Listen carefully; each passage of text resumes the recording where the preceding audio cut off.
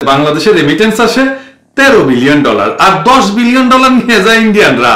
আমরা সবাই গায়ে গতরে খেটে যে টাকা পাঠাই, সেই টাকা দিয়ে হাসিনা এদের বেতন দেয়। দেখেন না, বৈধ পথে ব্যাংকের মাধ্যমে টাকা পাঠাইতে বলে হাসিনা, কেন বলে?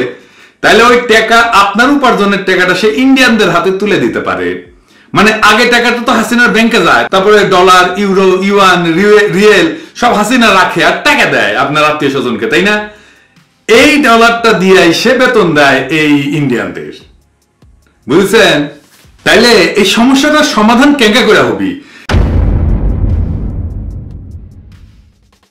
পৃথিবীর যে কোনো দেশেই প্রবাসী কর্মী বা বাইরের দেশ থেকে কর্মী এসে কাজ করতে পারে, তবে তার প্রথম শর্ত হইল যে যেই দেশে কাজ করবি সেই দেশে যদি কাজের লোক কম থাকে তাইলে, এবং একই সময়ে দেশের এই কর্মী ঘাট থেকে রাষ্ট্র তার নিজের দেশের মানুষদের দক্ষ কইরা পূরণ করার চেষ্টা করবি।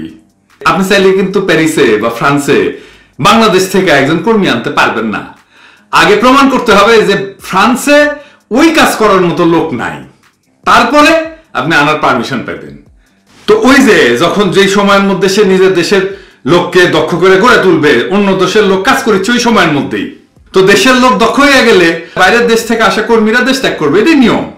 পৃথিবীর বিভিন্ন দেশের প্রবাসী কর্মীদের বেলায় এটা এইভাবেই কাজ করে। কোন দেশই নিজের কর্মক্ষম জনশক্তিকে বেকার বানায় রেখা বাইরের দেশ থেকে কর্মী আইনা পোদ্দারি দেখায় না। ব্যাপারটা আপনাদের একটা বাস্তব উদাহরণের মাধ্যমে বুঝাই দিই। আমেরিকায় সফটওয়্যার শিল্পে কর্মক্ষম লোকের ঘাটতি আছে। মানে সফটওয়্যার শিল্পে তাদের যে পরিমাণে সফটওয়্যার ইঞ্জিনিয়ার দরকার, ডিজাইনার দরকার, আরো বিভিন্ন ক্যাটাগরির লোক লাগে, আমি জানি না সবকিছু, কিন্তু এই সফটওয়্যার শিল্পে আর কি সেটা আমেরিকার পর্যাপ্ত নাই। তাই H-1B ভিসার মাধ্যমে সফটওয়্যার শিল্পে লোক নেওয়ার জন্য ঘোষণা দেয় আমেরিকা। এটা সবচেয়ে বড় সুবিধাভোগী ছিল ইন্ডিয়া, কারণ 2022 সালে আমেরিকা H-1B ভিসায় যে পরিমাণে লোক নিয়েছিল তার 73% লোকই ছিল ইন্ডিয়া থেকে, যেটা ছিল প্রায় 3.5 লক্ষ মানুষ। এ দেখেন তার প্রমাণ। শুধু তাই না, এত ভিসা সুবিধা পাওয়ার পরেও, এত ভারতীয়রা আমেরিকা এসে কাজ করার পরেও, লিগ্যাল সুযোগ পাওয়ার পরেও কিন্তু তারা অবৈধ উপায়ে আমেরিকা এসে কাজ কাম করে। এই যে অবৈধভাবে আমেরিকায় যাওয়া ভারতীয় লোকের সংখ্যা, সেটা কিন্তু খুব কম না। 2021 সালে অবৈধভাবে আমেরিকায় যা কাজ করা ভারতীয় সংখ্যা ছিল প্রায় 7.5 লাখ।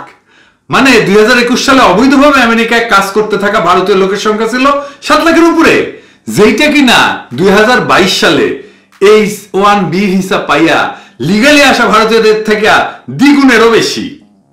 এই যে দেখেন এই ডকুমেন্টে। এইবার বুঝছেন তো যে বৈধ মালের চাইতে অবৈধ মালের আনাগুনাই বেশি। মানে ইন্ডিয়ান হইলে কিন্তু সবাই মাথা তুলে নাচে না, হ্যাঁ? এবং আমেরিকান গভর্নমেন্ট এই সমস্ত অবৈধ ভারতীয় প্রবাসীদের ধরতে পারলে অবৈধ প্রবাসীদের দেশে ফিরিয়ে দেওয়ার যে ব্যবস্থা, সেগুলো করে দেশে ফিরিয়ে দেবে। এখন আবার আসি বাংলাদেশ প্রসঙ্গে। বাংলাদেশে কিন্তু হাসিনা আমেরিকার মতো কইরা অবৈধ ভারতীয়দের ধরে পাঠাইতে পারে না। পাঠানো তো অনেক দূরের কথা, লক্ষ লক্ষ ভারতীয় নাগরিক বাংলাদেশে আছে, সেটার একটা প্রমাণ বা হিসাব রাখার সাহসও করতে পারে না। এর কারণ হইতেছে হাসিনার সরকার ভারতের কৃতদাস, ভারতের খাস গোলাম। আর গোলাম যদি তার প্রভুর দেশের অবৈধ কর্মীদের হিসাব নিতে যায়, আর প্রভু যদি খুব ধরিয়া পীড়া দেয়, সেই জন্যই আর কি হাসিনার এই দামি সরকারে ভারত তার নিজের কাছে এমন ভাবে জিম্মি করে রাখছে, এমন ভাবে গোলামির জিনজির হাসিনা গলা পড়ায় রাখছে, যে সমস্ত অবৈধ কর্মীর হিসাব হাসিনা কখনোই করার সাহস পাবে না। হাসিনার অবৈধ সরকারের মোদী চারিদিক থেকে গিলা রাখছে একেবারে। আর এইভাবেই অবৈধ ভারতীয়দের বাংলাদেশে অবস্থানের বিষয়ে কোনো আইন প্রয়োগ বা কার্যকরী ব্যবস্থা না নেয়, দেশের বিভিন্ন কর্মসংস্থানের জায়গাগুলো সহ মিল ফ্যাক্টরিগুলোতে ভারতীয় দাদারা রীতিমতো ফুলে ফেপে কলা গাছ হয়ে গেছে। দেখলে মনে হয় যেসব ফ্যাক্টরিগুলো ওদেরই, আর আমরা বাংলাদেশিরাই নিজের দেশে অবৈধ প্রবাসী। যদি এদের অবৈধভাবে দেশে অবস্থানের বিরুদ্ধে সরকার লিগালি পদক্ষেপ নিত, তাইলে কিন্তু এই দুর্দিনের দেখা লাগতো না। তবে হাসিনা এন্ট্রি না করলে কি হবে? আমরা জানি, নানা তথ্য থেকে জানি যে বাংলাদেশে প্রায় 10 থেকে 15 লাখের মতো ইন্ডিয়ান আছে। এখন প্রশ্ন হইল যে কেন বাংলাদেশে, আরো নির্দিষ্ট করে বললে, কেন পোশাক খাতের মালিকেরা ভারতীয় এই সমস্ত অবৈধ প্রবাসীদের ভালো ভালো চাকরিগুলো দেয়? এর পিছনে কারণ কি? এই প্রশ্নের উত্তর পাইতে হলে একটু পিছনে যেতে হবে। বাংলাদেশে পোশাক শিল্পের যাত্রা শুরু হয় জিয়াউর রহমানের আমলে, এবং গত 40 বছর এই পোশাক খাত আমাদের দেশের সর্বোচ্চ রপ্তানিকারক খাত হিসেবে প্রতিষ্ঠিত হয়। এবং এই পোশাক শিল্পে আলাদা করে ভর্তুকি টাকা দেওয়া হয়, প্রণোদনা দেওয়া হয় এই মালিকদেরকে। তবে এই যে পোশাক শিল্পের যে প্রথম যাত্রার যে 25 বছর বাংলাদেশে উদ্যোক্তা ব্যবস্থাপনায় থাকা সুদক্ষ লোকজন, দেশের কঠোর পরিশ্রমী শ্রমিক সহ সবার অক্লান্ত পরিশ্রমের ফলে আজকের এই পোশাক খাত। এমনকি আপনি খোঁজ নিলে দেখবেন যে অনেক গার্মেন্টস মালিক আছেন যারা নিজেরা একসময় অন্যান্য গার্মেন্টসে কর্মকর্তা ছিল, তারা তাদের মেধা, শ্রম, দক্ষতায় আজকে এত দূর এসে পড়ছে। তবে এর পিছনে সবচেয়ে বড় নিয়ামক ছিল আরেকটা বিষয়, কি সেটা? 2001 সালে ব্রাসেলসে জাতিসংঘের স্বল্পোন্নত দেশগুলোর সম্মেলনে শুল্ক এবং কোটামুক্ত ব্যবস্থা গ্রহণ করে। মানে এই স্বল্পোন্নত দেশগুলো থেকে, যার মধ্যে বাংলাদেশ, সেইখান থেকে শুল্ক এবং কোটা ছাড়া পণ্য নেবে। এইটাই পরবর্তীতে বাংলাদেশের পোশাক শিল্পের মালিকদের লেগা ব্যবসার পথকে অনেক সহজ করে দেয়, যাতে তারা খুব সহজেই শুল্ক ছাড়া, মানে ট্যাক্স ছাড়া ব্যবসা কইরা ব্যবসা চালায় যেতে এবং বড় করতে পারে।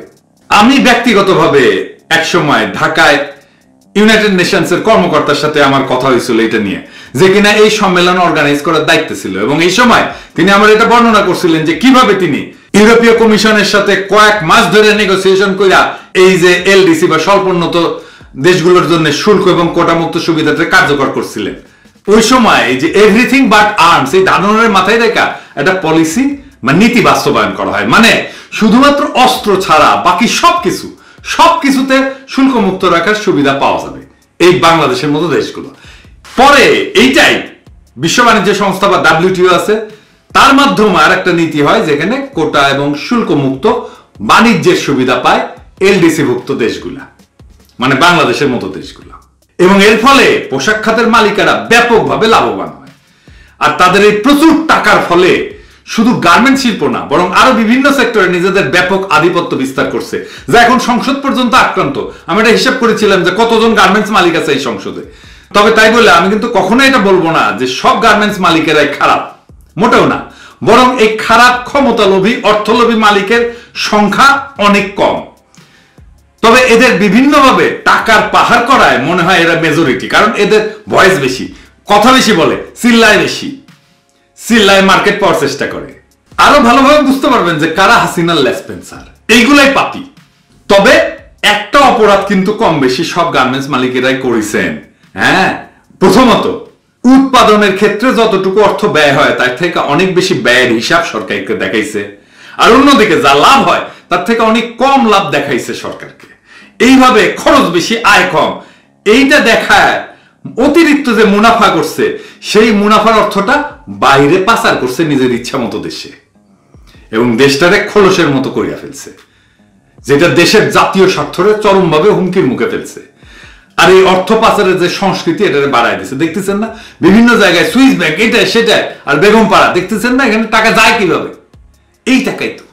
তাই এই ধরনের কাজ করা প্রত্যেকটা ব্যবসায়ী হইতেছে একটা চরম অর্থ পাচারকারী, অপরাধী। তাদের বিচার হবে একদিন বাংলাদেশে।